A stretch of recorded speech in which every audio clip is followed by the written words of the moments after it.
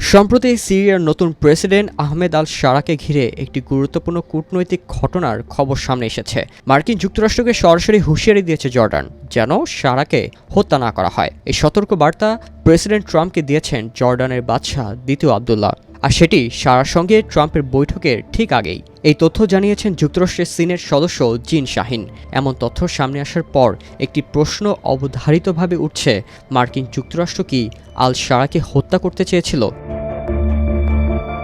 গত 15 মে সিনেটের এক শুনানিতে শাহিন বলেন, তিনি প্রশাসনের কিছু অংশে এমন আলোচনা শুনেছেন যেখানে শারাকে হত্যার পরিকল্পনার কথাও এসেছে। বিষয়টি তাকে উদ্বিগ্ন করেছে। শাহিনের মতে, জর্ডানের বাদশাহ এই পরিকল্পনার কথা জানতে পেরে মার্কিন প্রশাসনকে সতর্ক করেন। তিনি বলেন, এমন একটি হত্যাকাণ্ড সিরিয়ায় গৃহযুদ্ধকে উস্কে দিতে পারে এবং বর্তমান শান্তির চেষ্টা বিঘ্নিত হতে পারে। শাহিন আরও বলেন, এই আলোচনা হয় মে মাসে ওয়াশিংটন ডিসিতে বাদশাহ আবদুল্লার সফরের সময়। তখন ট্রাম্প ও শারার বৈঠক এবং সিরিয়ার উপর নিষেধাজ্ঞা প্রত্যাহারের ঘোষণার আগেই তাদের মধ্যে এই কথা হয়। একই শুনানিতে ট্রাম্প মনোনীত পররাষ্ট্র দপ্তরের আন্ডার সেক্রেটারি জোয়েল রেইবার্নকে প্রশ্ন করা হয় শারাকে হত্যা নিয়ে বিকল্প পরিকল্পনা ছিল কিনা। জবাবে তিনি বলেন, তিনি এমন কোনো উদ্যোগ সম্পর্কে অবগত নন। এই সময় ট্রাম্প ছিলেন মধ্যপ্রাচ্য সফরে। রিয়াদে সিরিয়ার ওপর থেকে যুক্তরাষ্ট্রের নিষেধাজ্ঞা প্রত্যাহারের ঘোষণা দেন তিনি।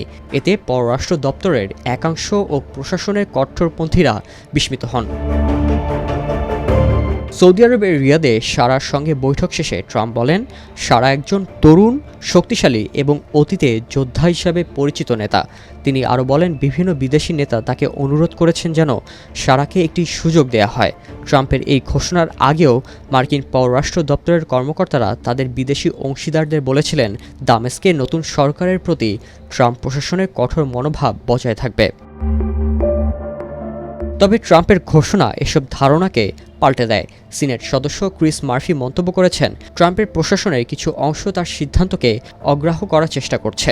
জোয়েল রেইবার্ন আগে সিরিয়ায় যুক্তরাষ্ট্রের দূত হিসেবে দায়িত্ব পালন করেছেন এবং কঠোর নীতির পক্ষে ছিলেন। তবে শুনানিতে তিনি বলেন, এখন তিনি ট্রাম্পের নতুন নীতিকে সমর্থন করেন এবং একে সিরিয়ার জন্য একটি নতুন অধ্যায় শুরুর সুযোগ হিসেবে দেখছেন। হোয়াইট হাউসের পক্ষ থেকে জানানো হয়, তারা আশা করছে শারা সিরিয়া থেকে ফিলিস্তিনি ও বিদেশি যোদ্ধাদের বের করে দেবেন এবং আইএস বিরোধী লড়াইয়ে নেতৃত্ব দেবেন। ট্রাম্প জানিয়েছেন, তিনি শারার সঙ্গে ইসরায়েলের সঙ্গে সম্পর্ক স্বাভাবিক করার বিষয়েও আলোচনা করেছেন। শারা একসময় হায়াত তাহরির আল শাম নামের ইসলামপন্থী গোষ্ঠীর কমান্ডার ছিলেন। এই গোষ্ঠী 2024 সালে বাশার আল আসাদকে ক্ষমতাচ্যুত করার আন্দোলনে নেতৃত্ব দেয়। শারা আল কায়েদার সঙ্গেও যুক্ত ছিলেন এবং যুক্তরাষ্ট্র তাকে ধরিয়ে দিতে $1 কোটি পুরস্কার ঘোষণা করেছিল। 2025 সালে বাইডেন প্রশাসন এই পুরস্কার প্রত্যাহার করলেও শারার নাম এখনও যুক্তরাষ্ট্রের সন্ত্রাসী তালিকায় আছে। তবে বিশেষজ্ঞদের মতে, ট্রাম্পের নীতির প্রেক্ষাপটে তার নাম তালিকা থেকে বাদ পড়তেও পারে।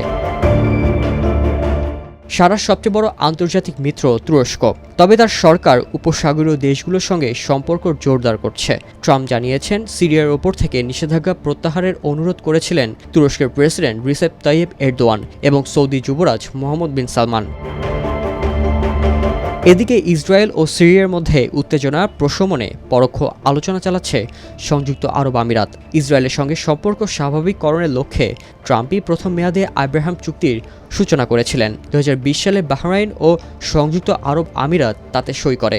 এখন সিরিয়াকেও সেই চুক্তিতে যুক্ত করার সম্ভাবনা তৈরি হয়েছে।